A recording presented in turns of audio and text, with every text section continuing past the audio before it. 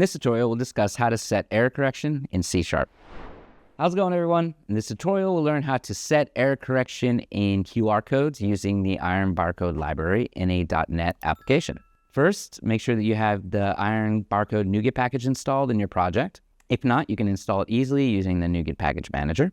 So moving on to the program.cs file, we start by importing the IronBarcode namespace and setting the license key for the IronBarcode.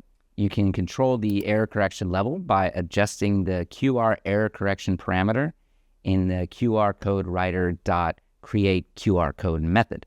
There are 4 levels of error correction available: highest, high, medium, and low. Each level offers a different percentage of error correction. So let's create a QR code with a medium correction level. This level provides 15% error correction.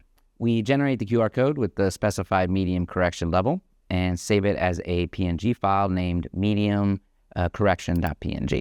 The process for generating and saving the QR code is pretty straightforward. We specify the content, size, and error correction level. So let's run the application to see the generated QR code with the medium error correction. All right, so the QR code is generated and saved successfully with the specified error correction level.